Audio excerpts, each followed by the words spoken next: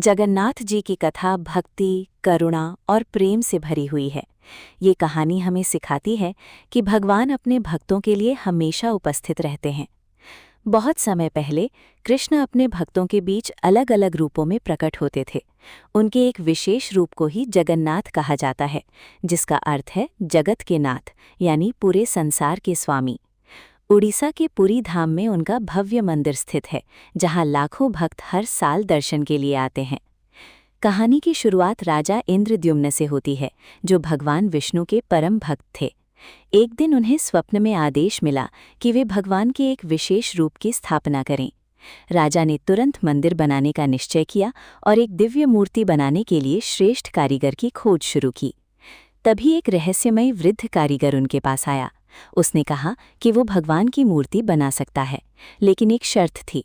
वो बंद कमरे में अकेले काम करेगा और जब तक काम पूरा ना हो कोई भी दरवाज़ा नहीं खोलेगा। राजा ने ये शर्त मान ली। दिन बीतते गए, लेकिन अंदर से कोई आवाज़ नहीं आ रही थी। रानी को चिंता होने लगी कि कहीं कारीगर के साथ कुछ अनहोनी ना हो गई हो।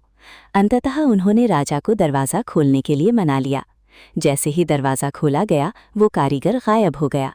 कहा जाता है कि वो स्वयं विष्णु थे। कमरे के अंदर जो मूर्तियां थीं, वे अधूरी लग रही थीं, हाथ पांव पूर्ण रूप से नहीं बने थे।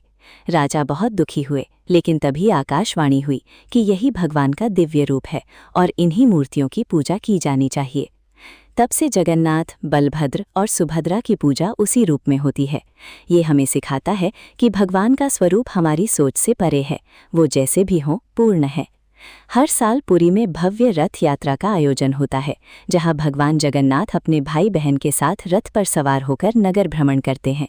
इस उत्सव में लाखों लोग शामिल होते हैं और भगवान के दर्शन पाकर खुद को धन्य मानते हैं। ये कथा हमें सिखाती है कि सच्ची भक्ति में विश्वास और समर्पण होना चाहिए। भगवान हमेशा अपने भक्तों के पास आते हैं, बस हमें उन्हें सच्चे दिल से पुकारना होता है। धन्यवाद।